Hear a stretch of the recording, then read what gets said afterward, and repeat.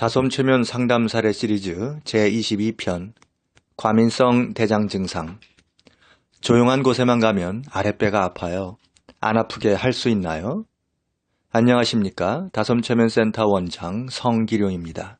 모든 상담 사례는 내담자의 신원 보호를 위해 적절히 각색 처리되었음을 밝히는 바입니다. 어느 무더운 여름날 아주 순하고 착하게 생긴 나이 25세의 여성 내담자가 미리 예약을 하고 다솜체면센터를 방문했습니다. 이 내담자의 고민은 바로 과민성 대장 증상이었습니다. 다음은 그분의 고민을 요약한 내용입니다. 저는 대학 재수 공부를 할 때부터 조용한 곳에만 가면 불안하고 주위 눈치를 살피게 되고 아랫배가 살살 아파옵니다. 특히 독서실에만 가면 증상이 더 심해져요. 내 주위는 공부하느라 소음 하나 들리지 않는데 제 배에선 꾸르륵꾸르륵 소리가 크게 나서 주위 사람들 눈치를 너무 보게 됩니다. 그러다 보면 배에선 더 큰 소리가 나고 아랫배가 굉장히 아파옵니다.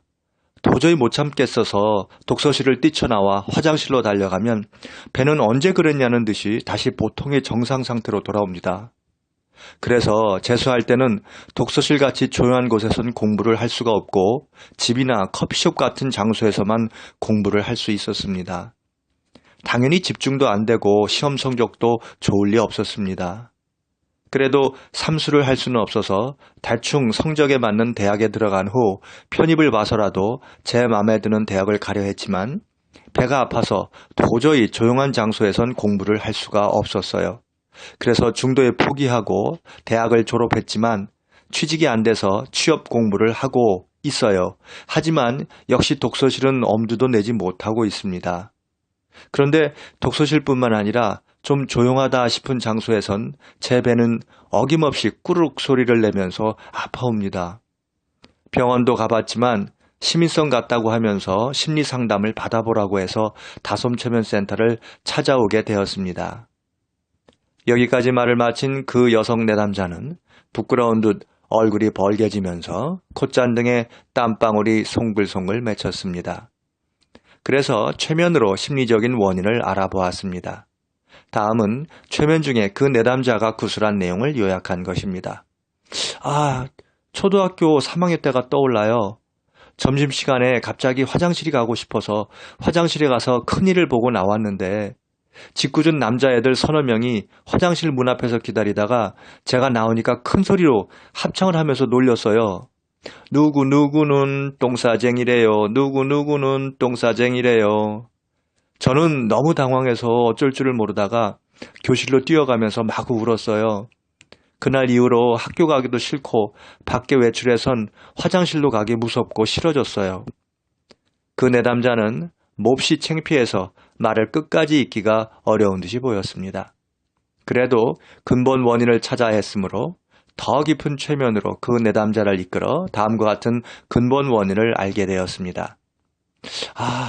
중학교 때하고 고등학교 때가 동시에 떠올라요. 중학교 때인데 한 반에 남녀공학으로 공부했어요. 그런데 초등학교 때 그 사건 이후로 학교 화장실을 이용하기 싫어서 참다 보면 늘 아랫배가 불편하고 어떤 경우는 터질 것 같아서 참기가 매우 힘들 때도 있었습니다. 그런데 어느 날 드디어 사건이 터졌어요. 거의 수업이 끝나갈 무렵인데 제가 그날따라 대변이 너무 마려웠지만 집에 가서 처리하려고 참다가 도저히 못 참고 그만 교실 수업 중에 싸버리고 말았습니다.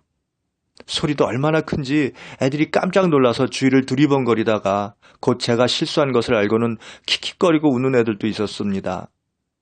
그때 저는 너무너무 창피하고 당황해서 죽고 싶은 심정이었습니다. 그리고 고등학교 때에도 한 번 더 이런 실수를 한 적이 있었습니다. 그런 다음 재수할 때인데 학원 교실에 남아서 자습을 하고 있었습니다. 애들이 너무 열심히 공부하는 바람에 교실이 소음 하나 들리지 않고 무서울 정도로 조용했습니다. 제 배에선 갑자기 꾸르륵거리는 소리가 크게 나면서 아랫배가 아파오기 시작했습니다. 그래서 화장실로 얼른 뛰어갔지만 가스만 나올 뿐 아무 신호도 없었습니다. 그 뒤로 계속해서 조용한 학원 교실이나 독서실에만 가면 배에서 요란한 소리가 나고 배가 아파왔습니다. 주위 애들이 너무 신경 쓰였습니다. 아무도 나를 보는 애들은 없었지만 저는 마치 큰 죄라도 지은 것처럼 도저히 계속 앉아서 공부할 수가 없었습니다. 아무튼 그때부터 지금까지 저는 조용한 곳에선 공부할 수가 없었습니다. 공부뿐만 아니고 조용한 장소에선 거의 비슷한 증상이 일어나서 너무너무 불편하고 불안합니다. 아마도 지금의 과민성 대장 증상은 과거에 있었던 불쾌한 경험과 관련이 있어 보였습니다. 그래서 몇 차례 세션을 통해서 부정적인 기억과 감정을 처리했습니다. 그리고 자존감이 너무 낮아서 자존감 높이는 최면도 해드렸습니다. 일주일 뒤 어느 정도 개선이 되었는지 문자로 물어보았습니다. 대답은 다음과 같았습니다. 아직 완전하진 않지만 훨씬 좋아졌습니다. 독서실에 가봤는데 처음엔 약간 불안했지만 인내심을 가지고 공부하면서 주위에 신경을 쓰지 않으려 노력했습니다. 그리고 선생님이 알려주신 대로 신나고 멋진 경험을 떠올리면서 즐거운 마음을 가지려고 노력했더니 배가 그전처럼 아프지 않았습니다. 희망이 보입니다. 더 노력해서 지내보겠습니다. 선생님 감사합니다. 저도 너무 기뻤습니다. 여러분, 우리의 마음에 깊이 박힌 과거의 부정적인 기억은 이렇게 우리의 신체에 영향을 끼칩니다.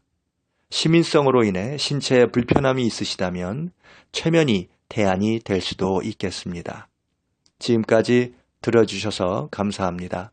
다솜체면센터 원장 성기룡이었습니다. 감사합니다.